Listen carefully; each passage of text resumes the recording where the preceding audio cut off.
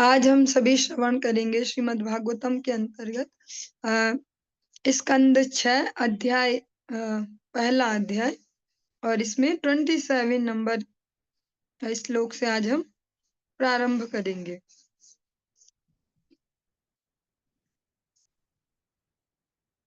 ओम नमो भगवते वासुदेवाय। ओम नमो भगवते वासुदेवाय। ओम नमो भगवते वासुदेवाय।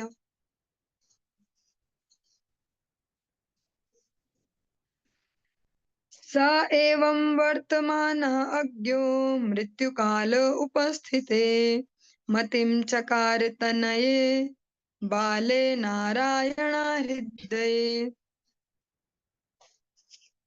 जब मूर्ख अजामिल की मृत्यु का समय आ गया तो वह एकमात्र अपने पुत्र नारायण के विषय में सोचने लगा।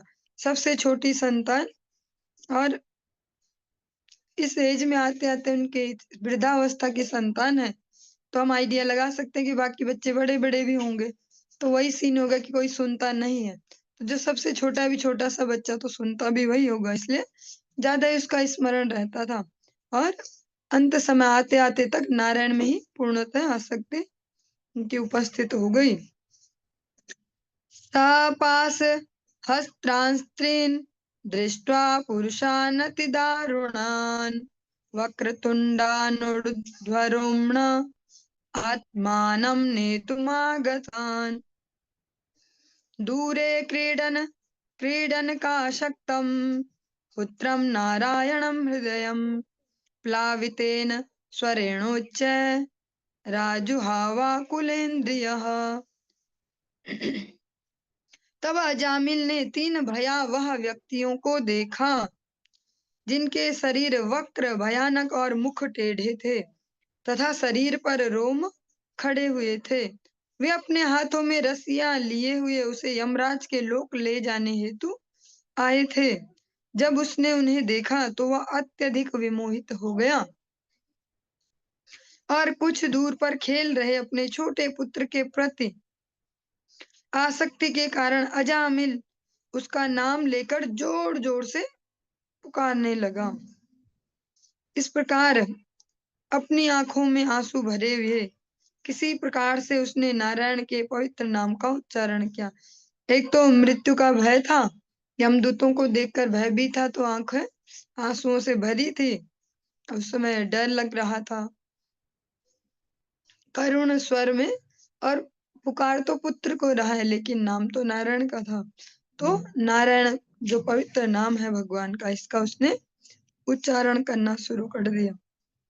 निशम्य म्रियमाणस्य मुखतो हरिकीर्तनम् भर्तुर्नाम महाराज पार्षदाः सहसा पतन्। हे राजन, जब विष्णु दूतों ने मरणासन अजामिल के मुख से अपने स्वामी के पवित्र नाम को सुना, जिसने निश्चित ही पूर्ण उद्विग्नता में निरपराध भाव से उच्चारण किया था, तो वे तुरंत वहां आ गए। जब वो इस प्रकार दीनता से रोते हुए भगवान का नाम उच्चारण कर रहा था, तो उस समय मन में कोई किसी के प्रति कोई द्वेष भी नहीं है, कोई सी भावना नहीं है, और बस थोड़ा सा डर है, थोड़ा सा तो नहीं है, बहुत सारा है, पर करुण स्वर से पुकार रहा है। अभी किसी के बारे में गलत सोचने का, ये सब कुछ निंदा चुगली इसका कुछ समय है नहीं। तो जब विष्णु दूतों ने सुना कि कोई इतने प्यार से, इतने आर्त स्वर से भगवान का नाम उच्चारण कर रहा है, तो वे तुरंत वहां पहुंच गए। इससे भी स्पष्ट होता है कि हमें लगता है, जैसे कई बार या जगत में हम कहते भी हैं कि किसने देखा जो हो रहा है, लेकिन इससे भी स्पष्ट होता है कि बहुत बड़ा सिस्टम है जो हर सेकंड हर जगह नजर रखे हुए है। वो विष्णु दूतों को किसी ने फोन भी नहीं किया, किसी ने कोई सीसीटीवी कैमरा फुटेज भी नहीं भेजी, बस भगवान का नाम उच्चारण वो यहाँ कर रहा है, वो तुरंत स्वयं से आ गए। विकर्षतो अंत हृदयात् दासीपति अजामिलम यम प्रेष्यान विष्णुदूता वारयामासुरोजसा। यमराज के दूत वैश्यापति अजामिल के हृदय के अंदर से आत्मा को खींच रहे थे, किंतु भगवान श्री विष्णु के दूतों ने गूंजती वाणी में उन्हें ऐसा करने से मना कर दिया। जैसे हम कोई चीज चिपकाई हुई हो, जैसे कभी आप सबने देखा होगा ग्लू आता है, फेविक्विक जिसको बोलते हैं, यूज करते हुए अगर गलती से उंगलियों के बीच में लग गया तो बहुत मुश्किल हो जाता है इसे छुड़ा पाना भी, बहुत ज्यादा दर्द होता है। अगर किसी का गलती से ज्यादा चिपक गया तो मांस फट के फिर खून भी निकल सकता है, इतना खतरनाक जोड़ होता है उसका, इतना मजबूत। लेकिन जो ये आत्मा है जिसका परिमाप शास्त्र बताते हैं कि हमारे जो सिर के ये बाल है और इसका जो अग्र सिरा है, इसके भी 10,000वें हिस्से के बराबर जीवात्मा है। उस जीवात्मा को कितनी कुशलता से इस भौतिक शरीर के अंदर फिट किया गया है कि वो जो दिख भी नहीं सकता, इतना परिमाप जिसका है, उसको फिट करते ही ये पूरा का पूरा संचालित होता है, बोल भी रहा है, देख भी रहा है, सब महसूस भी कर रहा है, हमारे बहुत सारे मनोभाव भी है, दिमाग भी है, ये भी है, सब चल रहे हैं, सारी इंद्रियां। हाँ, जब उस आत्मा को जिसको इतने अच्छे से फिट किया गया, जब उसको खींचेंगे तो कितना दर्द होगा। उस दर्द का एक परिमाप शास्त्र बताते कि 10,000 बिच्छू अगर एक साथ काट ले आदमी को, और जो 10,000 बिच्छुओं का दर्द है, जो जो एक बिच्छू काटता है तो कितना दर्द, फिर ऐसे 10,000, उतना दर्द वो एक बार में होता है जब वो आत्मा को खींचा जाता है। तो जब अजामिल के शरीर से वो आत्मा खींचने की कोशिश कर रहे थे यमदूत, तभी विष्णु दूतों ने उनको मना कर दिया कि ये आपका फील्ड नहीं, ये आपका एरिया नहीं है। उचूर निषेधितांस्तांस्ते वैवस्वत पुरासराः केयूयं प्रतिषेधारो धर्मराजस्य शासनम। जब सूर्य के पुत्र यमराज के दूतों को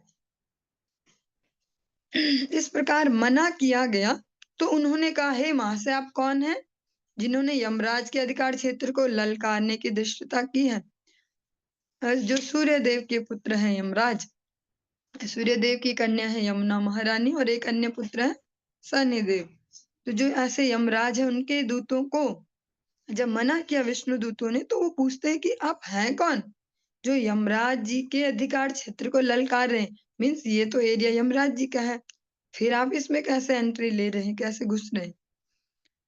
कस्य वा कुत आयाताः कस्मादस्य निषेधतः किम देवा उपदेवाया यूयम किम सिद्ध सत्तमाः। हे महाशयों, आप किसके सेवक हो, कहाँ से आए हो, और अजामिल का शरीर छूने से हमें क्यों मना कर रहे हो। क्या आप स्वर्गलोक के देवता हो, उपदेवता हो, या कि सर्वश्रेष्ठ भक्तों में से कोई हो।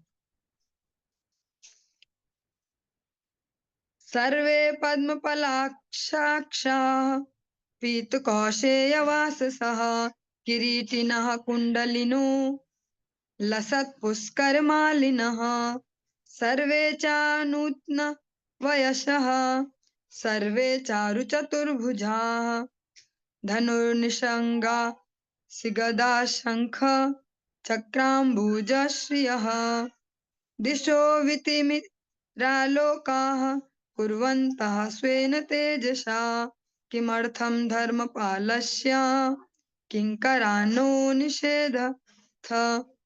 यमदूतों ने कहा, आप सभी की आंखें कमल के फूल की पंखुड़ियों के समान हैं। पीला रेशमी वस्त्र पहने, कमल की मालाओं से सुशोभित तथा अपने सिरों पर अत्यंत आकर्षक मुकुट पहने एवं अपने कानों में कुंडल धारण किए, आप सभी नव यौवन से पूर्ण एवं तरोताजा प्रतीत हो रहे हो। आप सभी की 4 लंबी भुजाएं धनुष तथा तरकस, तलवार, गदा, शंख, चक्र तथा कमल के फूलों से अलंकृत हैं। आपके तेज ने इस स्थान के अंधकार को अपने असामान्य प्रकाश से भगा दिया है। तो महोदय, आप हमें क्यों रोक रहे हैं। उनके जो शरीर है, जैसे उनका दर्शन है, उसका वर्णन यमदूत करते हैं और बिल्कुल भगवान नारायण जैसा ही है। भगवान नारायण के आसपास भगवान नारायण जैसे ही रह सकते हैं। अनेक बार गुरुदेव के मुख से भी सुना होगा, भगवान के धाम में भगवान जैसे ही लोग रहते हैं।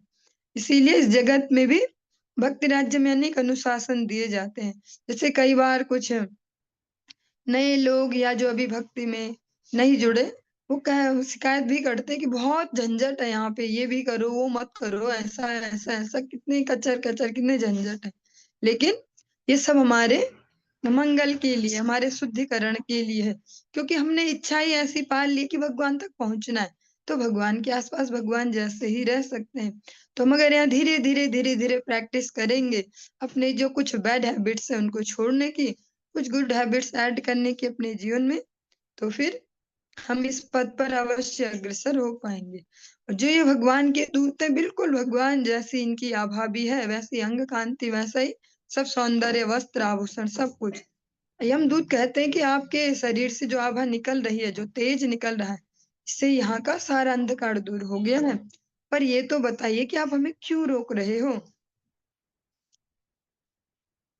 श्री सुक उवाच इत्युक्ते यमदूतस्ते वासुदेवोक्तकारिणः तान् प्रत्युचुः प्रहस्येदं मेघ निर्हादया गिरा। श्रील सुखदेव गोस्वामी ने आगे कहा, यमराज के दूतों द्वारा इस प्रकार संबोधित किए जाने पर वासुदेव के सेवक मुस्कुराए और उन्होंने गर्जना करते हुए बादलों की ध्वनि जैसी गंभीर वाणी में निम्नलिखित शब्द कहे। जिस प्रकार से अब हम श्रवण करेंगे, इस प्रकार से उन्होंने उनको शब्द कहे। श्री विष्णु दूता उचुहु यूयं वै धर्मराजस्य यदि निर्देशकारिणः ब्रूत धर्मस्य नस्तत्वं यच्चा धर्मस्य लक्षणम्। अहो भाग्य, विष्णु दूतों ने कहा, यदि तुम लोग सचमुच ही यमराज के सेवक हो तो तुम्हें हमसे धार्मिक सिद्धांतों के अर्थ तथा अधर्म के लक्षणों की व्याख्या करनी चाहिए। विष्णुदूत कहते हैं कि अगर सच में ही आप यमराज जी के सेवक हो तो किस बारे में हमसे चर्चा करें? जो धार्मिक सिद्धांत है, उनकी वास्तविक जो मीनिंग है, वास्तविक जो अर्थ है वो, और अधर्म के लक्षण। कथं स्विद्ध्रियते दण्डः किं वास्य स्थानमीप्सितं दण्डयाः किं कारिणः सर्वे आहोस् आहोस्वित् कतिचिन्नृणाम्। दूसरों को दंड देने की विधि क्या है? दंड के वास्तविक पात्र कौन है? क्या सकाम कर्मों में लगे सारे कर्मी दंडनीय हैं या उनमें से केवल कुछ ही हैं? यमदूता उचुहु वेद प्रणिहितो धर्मो या धर्मस्तद्विपर्ययः वेदो नारायणः साक्षात् स्वयंभूरिति शुश्रुमा। यमदूतों ने उत्तर दिया, जो वेदों द्वारा संस्तुत है वही धर्म है और इसका विलोम अधर्म है, इसका उल्टा धर्म है। वेद साक्षात पूर्ण पुरुषोत्तम भगवान है, श्री नारायण है और स्वयं उत्पन्न हुए हैं। वेद क्या है? स्वयं से उत्पन्न हुए हैं। यह हमने यमराज से सुना है, यमराज जी से हमने ऐसा सुना है कि जो वेदों में बताया गया वही धर्म है और इसका उल्टा धर्म है। और वेद साक्षात पूर्ण पुरुषोत्तम भगवान है, वही नारायण है और स्वयं से उत्पन्न है। ये यमराज जी से हमने ऐसा ऐसा सुना है। येन स्वधाम्यमि भावा रजः सत्त्वतमोमयाः गुणनाम क्रियारूपैर् विभाव्यन्ते यथा तथम। समस्त कारणों के कारण रूप श्री नारायण आध्यात्मिक जगत में अपने धाम में स्थित हैं, तथापि वे भौतिक प्रकृति के तीन गुणों सत्व गुण, रजो गुण तथा तमो गुण के अनुसार संपूर्ण विराट जगत का नियंत्रण करते हैं। इस प्रकार विभिन्न जीवों को भिन्न भिन्न गुण नाम वर्णाश्रम धर्म के अनुसार कार्य तथा रूप प्रदान किए गए हैं। इस प्रकार श्री नारायण संपूर्ण विराट जगत के कारण स्वरूप हैं। ये जो यमदूत हैं वो वर्णन कर रहे हैं। सूर्योऽग्निः खं मरुदेवः सोमः सन्ध्याः निदिशः कं कुहा स्वयं धर्म इति एते दहश्च साक्षिणः। सूर्य, अग्नि, आकाश, वायु, देवगण, चंद्रमा, संध्या, दिन, रात, दिशाएं, जल, स्थल एवं स्वयं परमात्मा ये सभी जीवों के कार्यों के साक्षी हैं। ये सभी सीसीटीवी कैमरा की तरह कार्य कर रहे हैं, विटनेस हैं। सूर्य, अग्नि, आकाश, वायु, देवतागण, चंद्रमा, शाम संध्या का समय, दिन, रात, सारी दिशाएं, जल, स्थल और स्वयं भगवान जो परमात्मा रूप से प्रत्येक जीव के हृदय में स्थित हैं। एतैरधर्मो विज्ञातः स्थानं दण्डस्य युज्यते सर्वे कर्मानुरोधेन दण्डमर्हन्ति कारिणः। दंड के पात्र वे हैं जिसकी पुष्टि इन अनेक साक्षियों ने की है कि वे निर्दिष्ट नियमित कार्यों से विचलित हुए हैं। जो उनके लिए डिफाइन थे, जो काम उनसे वो विचलित हुए, उनको नहीं किया जिन्होंने। सकाम कर्मों में लगा हुआ प्रत्येक व्यक्ति अपने पाप कर्मों के अनुसार दंड दिए जाने के लिए उपयुक्त होता है। सकाम कर्म मीन्स जो करे उसका रिजल्ट केवल हम ही भोगे, जो करे उसका रिजल्ट केवल हम ही भोगे। तो जो इस भावना से कार्य करेगा तो अनेक अनेक पाप बनते ही जाएंगे नेचुरली, और ऐसे ही व्यक्ति को दंड दिए जाने लायक होता है। संभवन्ति हि भद्राणि विपरीतानि चानघाः कारिणां गुणसंगोऽस्ति देहवान् न्याय कर्मकृत। हे वैकुंठवासियों, तुम लोग निष्पाप हो, किंतु इस भौतिक जगत के अंदर रहने वाले सारे निवासी कर्मी हैं। जो स्पेशली पृथ्वी लोक है, ये भूलोक है, मर्त्य लोक, यहाँ सारे कर्मी हैं। चाहे वे शुभ कर्म कर रहे हों या अशुभ, ये दोनों प्रकार के कर्म उनके लिए संभव है, क्योंकि वे प्रकृति के तीनों गुणों द्वारा कलुषित रहते हैं और उन्हें तदनुसार कर्म करना पड़ता है। जिसने भी भौतिक शरीर अपनाया है वह निष्क्रिय नहीं हो सकता, और भौतिक प्रकृति के तीनों गुणों के अधीन कर्म करने वाले के लिए पाप कर्म से बच पाना असंभव है। इसलिए इस भौतिक जगत के सारे जीव दंडनीय हैं। इस जगत में जो भी मनुष्य हैं वो प्रकृति के जो तीनों गुण हैं, सतो रजो तमो, किसी न किसी से हर परिस्थिति में हर समय इफेक्टेड रहते हैं, प्रभावित रहते हैं, और उसी के हिसाब से कोई बिना कर्म के नहीं रह सकता। ये जैसे चलिए, कोई भी बिना कुछ किए बिना कुछ सोचे नहीं रह सकता। भले किसी को हम आलसी भी कहते हैं, पर वो आलसी भी कुछ ना कुछ जरूर करता है। वो चाहे वो सो ही रहा है, वो भी एक क्रिया है, कुछ भी करता हो। जिसको आलसी भी कह रहे हो, कहीं ना कहीं अपनी एनर्जी को लगाता जरूर है, या बिना किए कोई रह नहीं सकता था। सारे जीव दंडनीय, सभी कुछ ना कुछ कर ही रहे, अच्छा या बुरा, दोनों में कुछ ना कुछ तो रिजल्ट निकलेगा ही। येन यावान यथा धर्मो धर्मो वेद धर्मो वेह समीहितः स एव तत्फलं भुक्ते तथा तावदमुत्रवे। इस जीवन में अपने धार्मिक या अधार्मिक कार्यों की मात्रा के अनुपात में मनुष्य अपने अगले जीवन में अपने कर्म के अनुरूप फलों का भोग करता है या कष्ट उठाता है। जो भी उसमें धार्मिक वाले जो काम है उनका एक तरफ तराजू, एक तरफ अधार्मिक वाले, उनके जो भी ऊपर नीचे का जो हिसाब किताब है उसके हिसाब से या तो सुख भोगता है या दुख भोगता है। यथेह देव प्रवरास्त्र विद्यामुपलभ्यते भूतेषु गुणवैचित्र या तत्थान्य यत्रानुमीयते। हे देव श्रेष्ठों, हम विभिन्न प्रकार के 3 जीवन देखते हैं जो प्रकृति के 3 गुणों के कलमश के कारण होते हैं।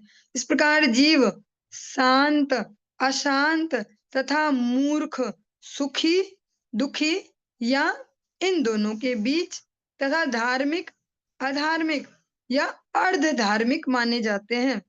हम यह निष्कर्ष निकाल सकते हैं कि अगले जीवन में ये 3 प्रकार की भौतिक प्रकृतियां इसी प्रकार से कर्म करेंगी। वर्तमानो वर्तमानो अनन्योः कालो गुण विज्ञापको यथा एवं जन्मान्यो रेतद्धर्म धर्म निर्दर्शनम।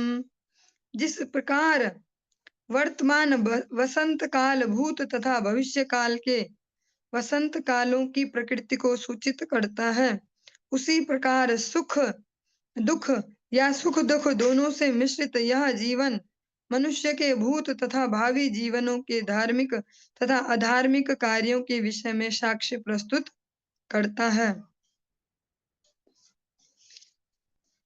मनसैव पुरे देवः पूर्वरूपं विपश्यति अनुमीमांसते अपूर्वं मनसा भगवानजः। सर्वशक्तिमान यमराज ब्रह्मा के ही समान हैं, क्योंकि जब वे अपने निजी लोक या परमात्मा की भांति हर एक के हृदय में स्थित होते हैं, वे मन के द्वारा जीव के विगत कार्यों का अवलोकन करते हैं और यह समझ जाते हैं कि जीव अगले जीवन में किस प्रकार कर्म करेगा। यमराज जी भी भगवान की भांति हृदयों में प्रवेश करके, और जैसे आज के युग में है ना, प्रैक्टिकली सीसीटीवी फुटेज देखी जाए, पता चलेगा कौन आया कौन गया, किसने क्या किया। ऐसे यमराज जी भी हमारी सारी जो भी फुटेज है, जीवन भर के जो संचित है स्मृतियां, जो जो भी हमने किया है, उस सबको चेक करके ये पक्का करते हैं कि अब ये किस जीवन की ओर आगे बढ़ेगा। यथाज्ञस्तमसा युक्त उपास्ते व्यक्तमेव हि न वेद पूर्वं परम नष्ट जन्म स्मृते तथा। जिस प्रकार सोया हुआ व्यक्ति अपने स्वप्न में प्रकट हुए शरीर के अनुसार कार्य करता है और उसे स्वयं मान लेता है, उसी प्रकार मनुष्य अपने वर्तमान शरीर से अपनी पहचान बनाता है, जिसे उसने अपने विगत धार्मिक या अधार्मिक कार्यों के कारण प्राप्त किया है, और वह अपने विगत या भावी जीवनों को जान पाने में असमर्थ रहता है।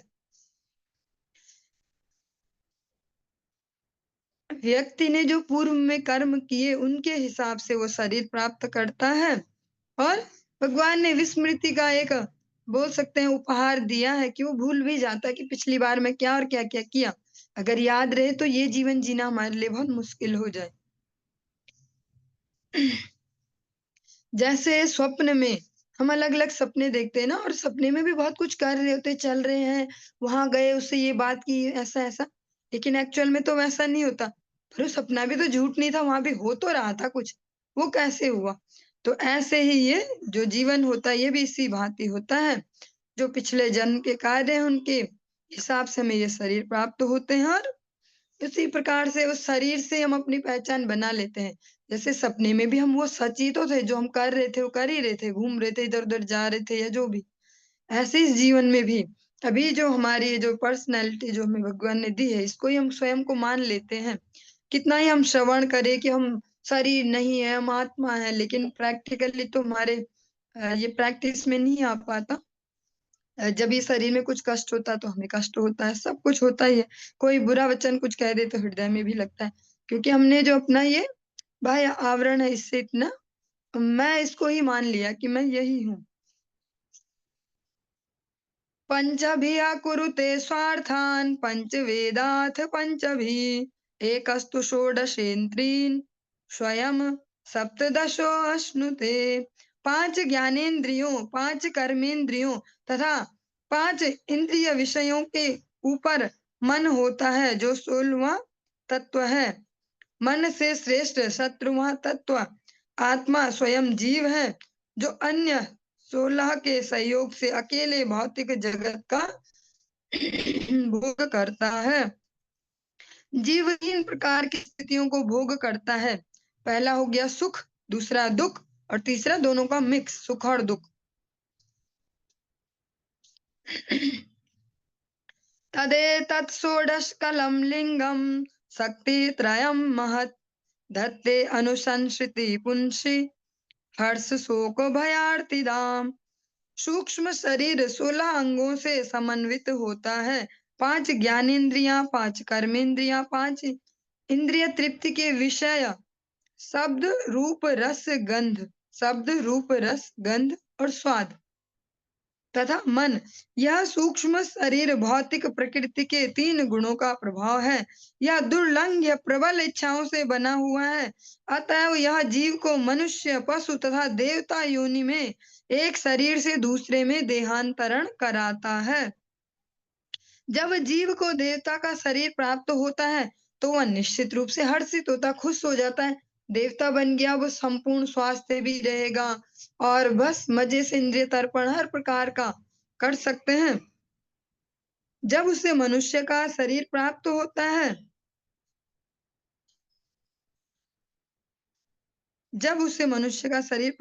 तो वह शोक करता है। जिस प्रकार से कोई भी नया बच्चा जब जन्म लेता है तो वो रो ही रहा होता है, वह शोक करता है। और जब उसे पशु का शरीर मिलता है, जब पशु शरीर मिल जाए अपने कर्मों के कारण, तो वह हमेशा भयभीत रहता है। किंतु सभी स्थितियों में वह वस्तुतः दुखी रहता है, कुल मिला के दुखी है। उसकी यह दुखित अवस्था संस्कृति या भौतिक जीवन में देहांतरण कहलाती है। जो ये दुख वाली जो अवस्था है, इसको ही हम भव कहते हैं। जो भव समुद्र, भव सागर, नॉर्मली भी लोग कहते रहते हैं भव सागर से पार हो, भव भव, तो वो भव यही है, दुख। और इसको संस्कृति भी कहते हैं। और यह देहांतरण, अलग अलग शरीरों में जाना, अलग अलग शरीरों में जाना कोई बहुत सुंदर बात नहीं है। इतनी बार इतने कष्टों को झेलना, शरीरों में जाना, फिर इन शरीरों से निकलना। देह यज्ञो अजित षड्वर्गो नच्छन कर्माणि कार्यते कोशकार इवात्मानं कर्मणाच्छाद्य मुह्यति। अपनी इंद्रियों तथा मन को वश में करने में अक्षम मूर्ख देहधारी जीव अपनी इच्छाओं के विरुद्ध भौतिक प्रकृति के गुणों के प्रभाव के अनुसार कर्म करने हेतु बाध्य होता है। वह उस, और बहुत सुंदर सा एग्जाम्पल है, भगवान की कृपा से मैंने प्रैक्टिकली देखा भी है बचपन में। वह उस रेशम के कीड़े के समान है जो अपनी लार का प्रयोग बाह्य कोश बनाने हेतु करता है और फिर उसी में बंध जाता है, जिसमें से बाहर निकल पाने की कोई संभावना नहीं रहती। जीव अपने ही सकाम कर्मों के जाल में अपने आप को बंदी बना लेता है और तब अपने आप को मुक्त कराने का कोई उपाय नहीं ढूंढ पाता।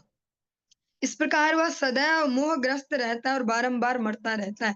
जैसे रेशम का कीड़ा, अगर आप सभी को कभी सुयोग मिला हो, या अब तो सोशल मीडिया का समय, उसमें भी ढूंढ सकते हैं कि कैसे बनता है। वो जो रेशम का कीड़ा है, बहुत छोटे छोटे होते हैं, पहले काले कलर के, ऐसे बीज ही बोलते कि छोटे छोटे, फिर धीरे धीरे बड़े होने लगते हैं सहतूत की पत्ती खा खा के, फिर धीरे धीरे और बड़े, फिर सफेद हो जाते हैं, फिर और मोटे ताजे होते जाते हैं। फिर एक टाइम पीरियड ऐसा तब पीले हो जाते पूरे, उनको बोलते कि पक गए। और फिर अपने मुंह से लार निकालते, जैसा हमने श्रवण किया, उससे धागा टाइप का कुछ बनाते बारीक बारीक सा, अपने चारों ओर एक गोली सी बना लेते हैं, जो अंडे की शेप होती है ना, ऐसे गोल नहीं पूरा, ऐसे ओवल जैसा, जैसा अंडे की शेप होती है, ऐसा ही एक छोटा सा इतना बड़ा वो बना लेते हैं। और अंततः उसके अंदर ही वो मारे भी जाते हैं। बहुत ही कुछ भाग्यशाली इनमें से वो कीड़े होते होंगे जो वहां भी संघर्ष करके और फिर उसको काट के और बाहर निकल पाते, फिर वो तितली बन पाते हैं। पर अधिकतरों की यही गति होती है कि उससे पहले इन्हें उबाल लेते हैं और मार भी दिए जाते हैं, मर भी जाते हैं, रेशम उनसे ले लिया जाता है। ऐसे ही जो अपनी इंद्रियां और मन को वश में रखने में जो अक्षम है, जिनके बस में नहीं अपने मन को कंट्रोल कर पाना, अपने अलग-अलग इंद्रियों को कंट्रोल कर पाना, ऐसे मूर्ख देहधारी वो भौतिक प्रकृति के जो गुण हैं, उनके प्रभावों के से प्रभावित होने से खुद को नहीं रोक पाता और फिर फँसते ही चला जाता है। अब प्रैक्टिकली अगर हम अनेक जन्मों की बातें ना करें, इस मनुष्य जीवन में भी देखें तो ऐसे ही तो चलता है।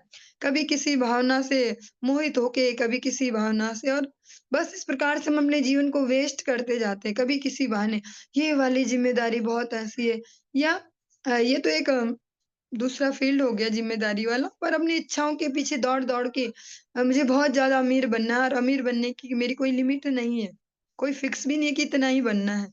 या मेरे पास बहुत सारे कपड़े होने चाहिए पर वो लिमिट भी नहीं कि इतने के बाद लूँगा ही नहीं या लूँगी ही नहीं।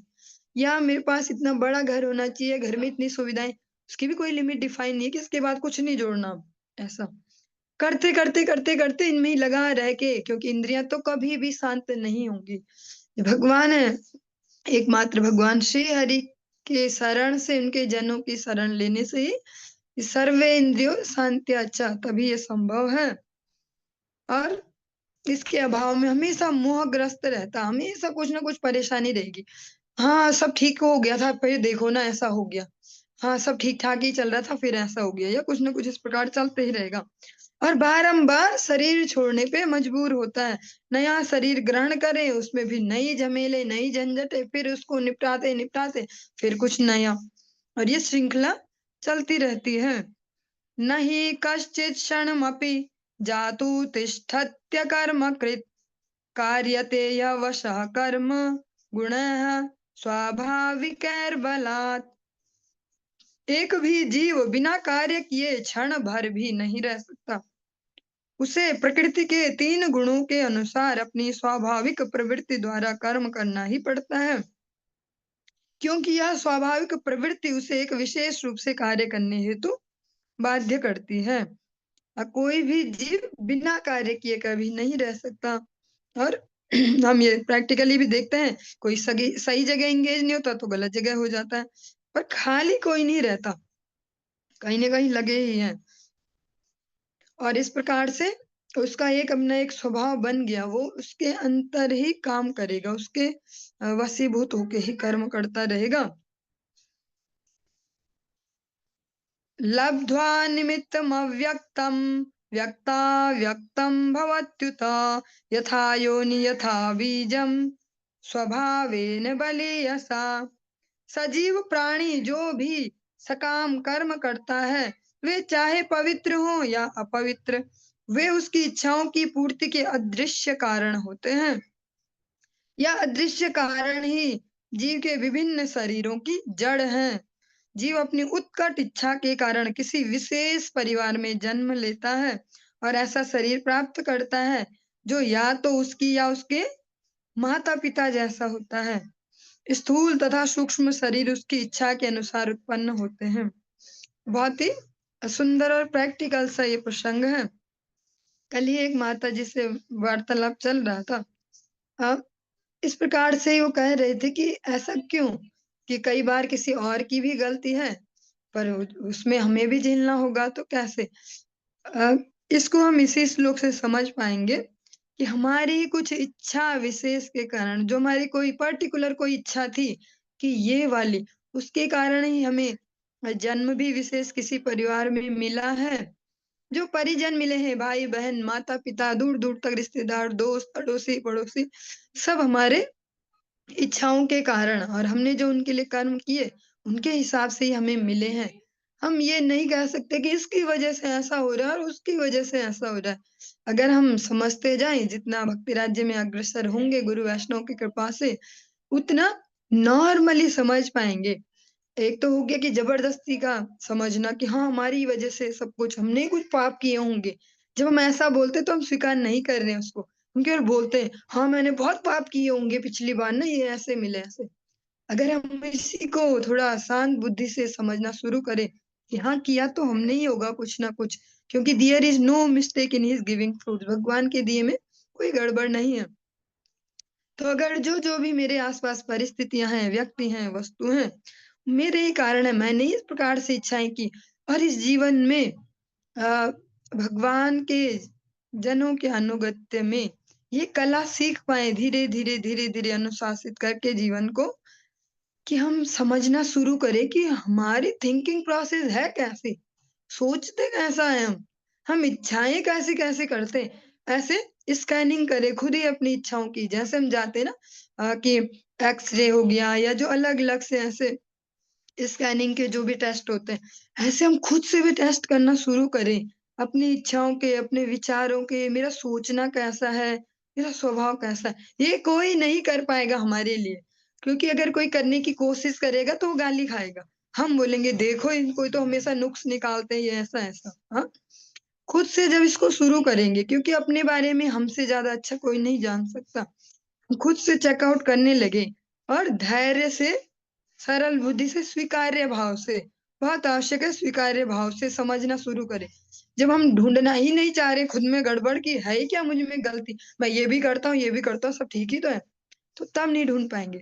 जब ढूँढना शुरू करेंगे तो धीरे-धीरे समझ पाएँगे कि जो भी गड़बड़ है, अरे यार! बीच में तो मैं ही इसके मेन कारण में हूँ। भगवान श्री राम लक्ष्मण जी से कहते हैं, "को न को सुख दुःख कर दाता, निज कृत कर्म दोष सब।"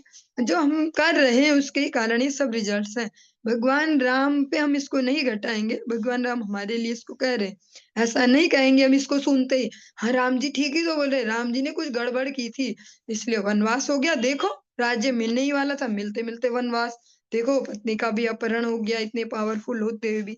ये राम जी पे घटित नहीं होगा। ये सावधानी हमें ध्यान में रखनी है। भगवान हम जैसे नहीं है, अमर्त्य शरीर, हड्डी, रक्त, मांस, खून, पीप से बने हुए। भगवान सच्चिदानंदमय विग्रह है।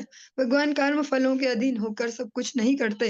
हमारे मंगल के लिए अपनी अनेक लीलाएँ प्रस्तुत करते। हमें हैबिट है ना अलग-अलग टेस्ट की। हाँ, थोड़ा थ्रिलर भी चाहिए, थोड़े सस्पेंस चाहिए, थोड़ा कॉमेडी भी चाहिए, थोड़ा करुण रस भी चाहिए, रोना-धोना वाला भी चाहिए। तो भगवान अलग-अलग समय में अलग-अलग प्रकार की लीलाएँ करके हमारे लिए वो लीलाएँ करते हैं ताकि हम उनसे सुख लें। हम इस जगत में ना ढूँढे कि इसकी चुगली सुनने में बड़ा मज़ा आता है। हाँ, वो वाली आंटी ना वो जो कुछ बोलती है देखना उनको कैसे एक्सप्रेस करती है, कैसे बातें बनाती है ऐसे-ऐसे। हम उनमें रस ना लें, हम रस लें भगवान की कथाओं में। हाँ, भगवान की वो लीला कैसी है ना देखो, भगवान तो हम जैसे हैं भी नहीं, फिर भी भगवान की पत्नी का अपहरण हो रहा है तो भगवान ऐसे मूढ़ से व्यक्ति, विषयांत व्यक्ति जैसे ढूँढ रहे, हे खग हे मृग मधुकर श्रेणी, तुम देखी सीता मृग नैनी। सीता जी की सुंदरता का वर्णन करते हुए उनसे पूछ रहे, सोचो मनुष्यों से नहीं पूछ रहे, पेड़-पौधों से भी पूछ रहे, पत्तों से भी पूछ रहे, सीता जी को देखा तुमने कहीं? भगवान इसीलिए लीलाएँ करते हैं ताकि हम उनकी लीलाओं के आस्वादन में अपनी बुद्धि को लगाएँ, क्योंकि बुद्धि को कहीं न कहीं लगने की हैबिट है। इस जगत में रस न ढूँढे भगवान कहते हैं जन्म कर्म च मे दिव्यम, श्रीमद् भगवद गीता में, मेरा जन्म भी दिव्य है, कर्म भी दिव्य है। वो हमारे इस भौतिक माइंड में फिट होने वाला नहीं है, कि हमने दिमाग चलाया और अब हम समझ गए। ऐसा इसलिए हुआ राम जी का, सीता जी का ऐसा इसलिए हुआ, ऐसे अनेक-अनेक प्रसंग चलते रहते हैं। कि सीता जी को अग्नि परीक्षा क्यों देनी पड़ी इसलिए। अच्छा, फिर उन्हें जंगल क्यों जाना पड़ा इसलिए। वो हमारे दिमाग चलाने का मैटर नहीं है। हम अपने-अपने जीवनों में बुद्धि का प्रयोग करें, अपने-अपने विचारों की स्कैनिंग करें। सोचते कैसा हम क्या? क्या ईर्ष्यालु स्वभाव है मेरा? या ज़बरदस्ती दुखी रहने वाला स्वभाव है? या ओवर एक्साइटेड रहने वाला स्वभाव है? हम अपने-अपने आप को धीरे-धीरे चेकआउट करेंगे और अ, कह सकते हैं सहनशीलता से, धैर्य से उसको समझ के उस पे कार्य कर सकते हैं। फिर धीरे-धीरे सरल होते जाता है जीवन। जितना हम जो गड़बड़ है उसकी जड़ पकड़ते जाएँगे, जड़ पे वर्क करेंगे, अपने जो रिएक्शन देने के तरीके हैं और जो भगवान नाम जप के तरीके हैं या बोलने का तरीका, अलग-अलग जो एक्टिविटीज़ हैं, उनको फिर ठीक से व्यवस्थित कर पाएँगे। तो फिर एक संतुलित मानसिकता से भगवान नाम जप करके, भगवत सेवा, भगवतजनों की सेवा करके, अपनी जो नेक्स्ट जर्नी है, उसको खुद से डिफाइन कर सकते हैं। भले ही हम बोले कि इसी बार हम नहीं पहुँच पाएँगे डायरेक्ट गोलोक धाम, पर उधर की रोड पकड़ लिए तो किसी अगले स्टेशन तक तो पहुँचेंगे ही। बहुत दूर ना पहुँचे, 1000 स्टेशन दूर, 1 स्टेशन आगे तो बढ़ेंगे ही, फिर अगला 1 स्टेशन अगली बार कर लेंगे। इसी पॉज़िटिविटी के साथ धीरे-धीरे आगे बढ़ेंगे।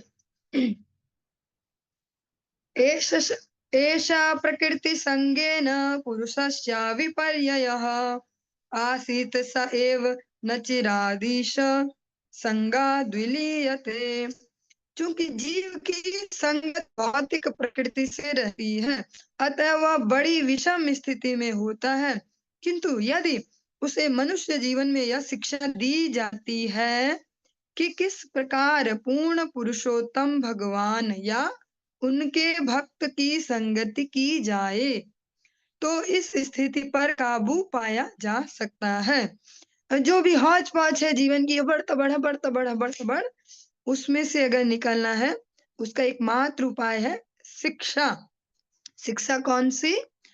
जो चिद शिक्षा है, जड़ शिक्षा नहीं। जड़ शिक्षा तो इस जगत में ही सरवाइव करना सिखा पाएगी, लेकिन जो हमारे क्लेश हैं उनसे निपट पाना, वो जो शिक्षा भगवत सेवा सिखाए, भगवत जनों की सेवा, उनकी संगति, इसको करना सिखाए, उससे हम जीवनों में थोड़ा अपना बैलेंस ला पाएंगे। वैसे तो ये जगत है अशाश्वतो दुखालयम, लेकिन यहाँ भी जिनको पीसफुल वे में रह पाना है, बिना पगलाए हर सेकंड चीखने चिल्लाना या रिएक्शंस देना, या अलग अलग प्रकार से जो हम रिएक्शन देते हैं, किसी को चिल्लाने वाली रिएक्शन होती है, किसी को रोने वाली रिएक्शन होती है। 2 टाइप के मेनली होते हैं हर परिस्थिति में। तो हम इन दोनों को ही थोड़ा बैलेंस कर पाएंगे और ठीक से जीवन जी पाएंगे। इस जीवन का जो मेन लक्ष्य है उसकी ओर फोकस कर पाएंगे। अयं हि श्रुतसम्पन्नः शीलवृत्तगुणालयः धृतव्रतो मृदुदान्तः सत्यवाङ्मन्त्रविच्छुचिः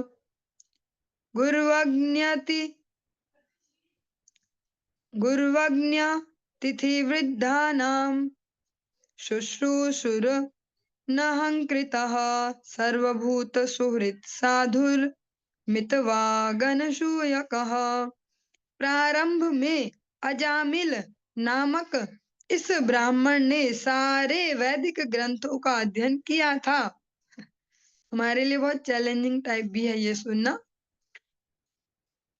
वैदिक ग्रंथों का अध्ययन किया था। वह अच्छे चरित्र, अच्छे संस्कार तथा अच्छे गुणों का आगार था। सब थे उनके पास। वह सारे वैदिक आदेशों को संपन्न करने में दृढ़ था। वह अत्यंत मृदु तथा सुशील था और अपने मन तथा इंद्रियों को वश में रखता था। यही नहीं, वह सदा सच बोलता था। वह जानता था कि वैदिक मंत्रों का उच्चारण किस प्रकार करना होता है। वह अत्यंत शुद्ध भी था। अजामिल अपने गुरु, अग्निदेव, अतिथियों तथा घर के वृद्ध जनों का अतीव आदर करता था। निस्संदेह वह झूठी प्रतिष्ठा से मुक्त था। वह सरल, सभी जीवों के प्रति उपकार करने वाला तथा शिष्ट था। वह न तो व्यर्थ की बातें करता था, न किसी से ईर्ष्या करता था। जो ये सारे गुण हैं हमारे लिए, इन सब में से एक एक भी बहुत बड़ा बड़ा चैलेंज हो सकता है। अजामिल में ये सभी थे जो उसका प्रारंभिक जो जीवन था।